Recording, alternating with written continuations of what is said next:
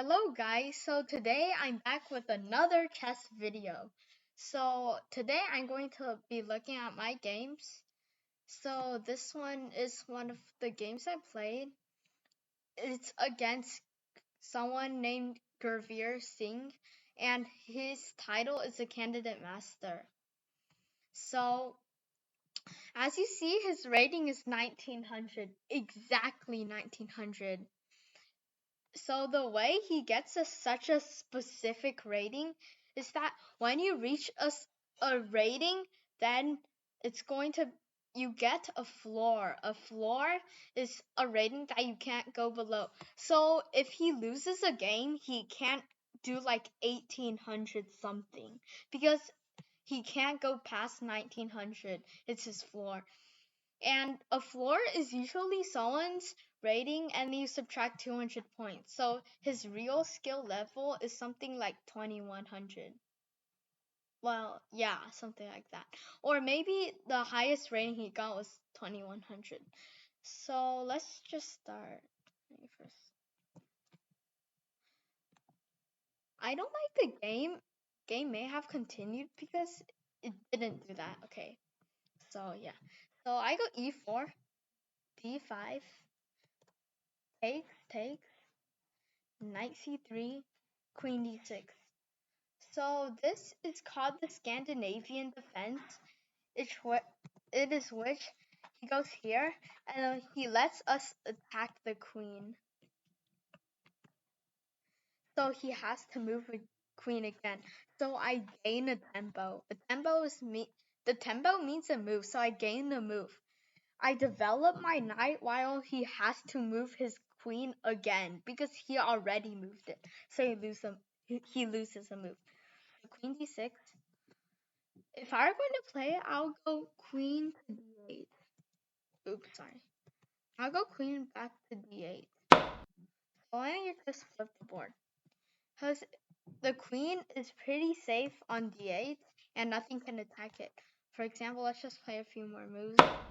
d4, knight f6, knight f3. And the common theme is bishop to g4 and you pin the knight to the queen. So if he goes like h3, then you immediately destroy the knight. And this is a bad idea because if the queen takes here, and then yeah. Wait, did I say it was a bad idea? Sorry, I meant it was a good idea. I'm so sorry. Okay, and also if the queen takes, try to find the winning move for white. Let me first flip the board. Okay, try to find the winning move. So I hope you found it. It's queen takes b7 and I lose. I simply lose. The rook is undefended and the king is about to be mated. So for example, like yeah, it's so hard to play. So I just lose. Okay, let's go back. So that was the line. He went queen d6.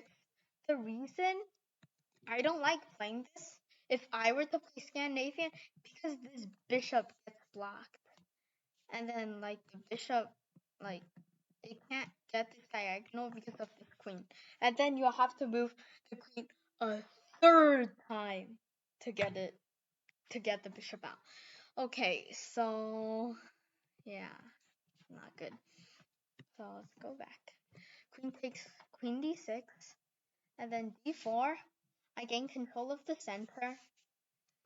Knight f6, knight f3, c6.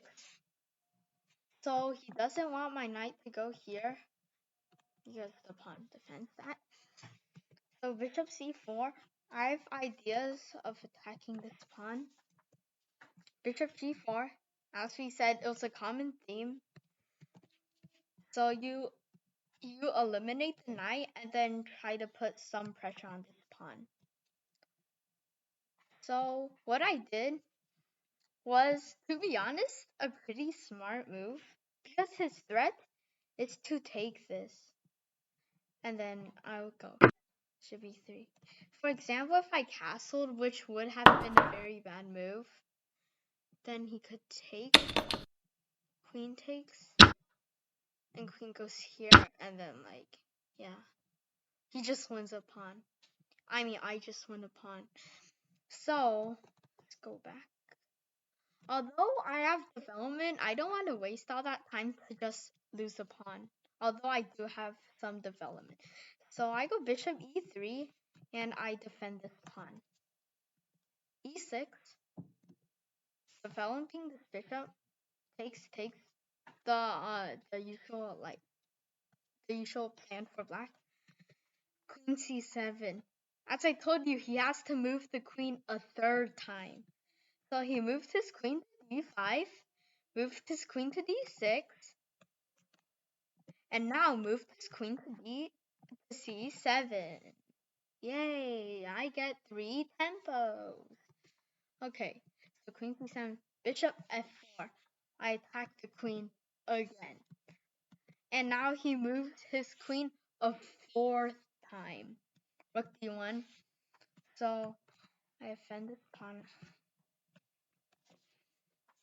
Knight d to d7. Oops, sorry. So it might be a d7. Castle. Knight b6. Bishop b3. Castles. And knight to e4. So I'm forcing this trade because I want to get my queen into the center. So for example, if he takes, then I will take. Sorry. And I have plans of bishop go here and then to align with the queen. For example, if he takes, queen takes, then I have plans of going here. So first of all, defending this pawn, and then to go here, and then attack it. And they'll force him to go here, which weaknesses all of these yummy squares right here. But there's a problem. I don't have a dark squared bishop. The queen can act as one because the queen controls all the squares. Okay, so he went knight d5, rook f to e1. I want to first bring this rook up. Although there's a knight, I can go c4 and attack it. And then also I'm planning to go bishop c2. Okay, and queen f4 and find the best moves. I'll give you a few seconds. The move is bishop to f5. To d5.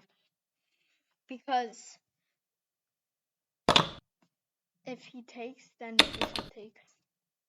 So the knight was defending the queen. And now my bishop took it. While the bishop is still defending the queen. Okay? So I take a piece, but if he takes the piece back, I take the queen. But if he takes my queen, then I save my piece.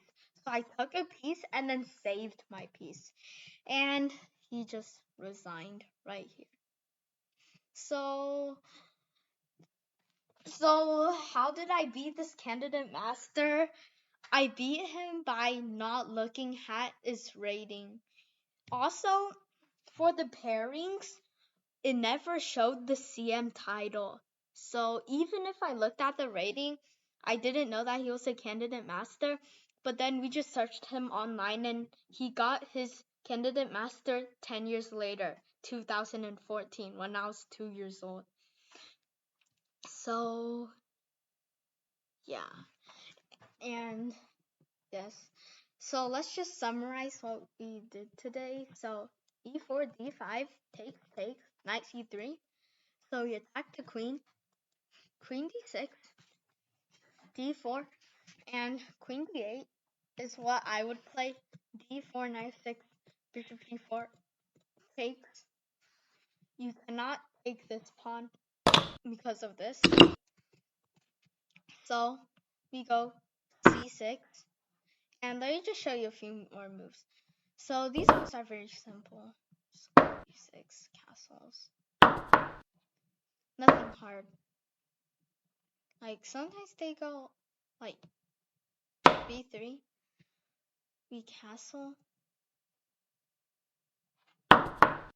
bishop b2, knight b to d7, and then like rook d1, queen c7. Here, rook d8, like let's just say for example like a4, and then rook to e8. So we go for this setup. Go for this setup with our pieces in the Scandinavian, and this is our pawn structure. So this is the pawn structure. We have this kind of like, we have a gap in the D file, and then we attack the pawn here. So this is our main target. So our rook is eyeing that. Okay. So back, queen d6. Let's flip the board. Also, to flip the board on ChessBase, just do Control plus F. How do I know that? Because go to board on the top, and then it says flip board, and if you hover over it, it clearly says Control plus F. So it's a very fun and fast way. Okay, d4, knight f6, knight f3, c6, bishop c4, bishop g4, and also I missed a kind of nice move here, but it's kind of like bishop takes f7. I think it works.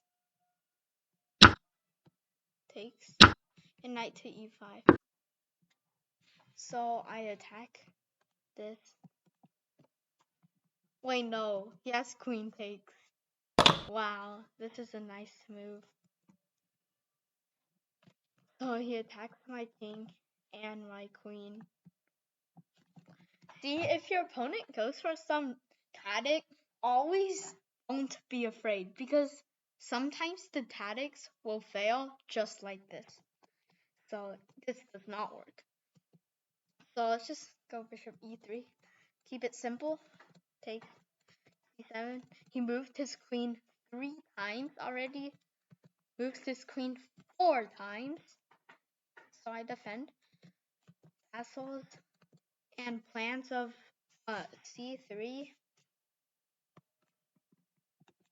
And then bishop c2 if the knight takes. So knight takes here, and then there will be juicy squares on the dark squares nearest king. Rook f to e1, preparing to go c4. Queen f4, and he finally blundered. So in the game, he was very interesting person. Like, he would put his hands on the table like very slowly and quietly. And I kind of like that because it's showing respect to your opponent and showing that you care about their thinking. So yeah. So this is the end, and I would like for you to watch my other videos. I've origami, biking, more chess, and some other stuff like Rubik's Cube. I have a 3-video tutorial on how to solve the cube. And it's pretty easy to memorize. So, bye.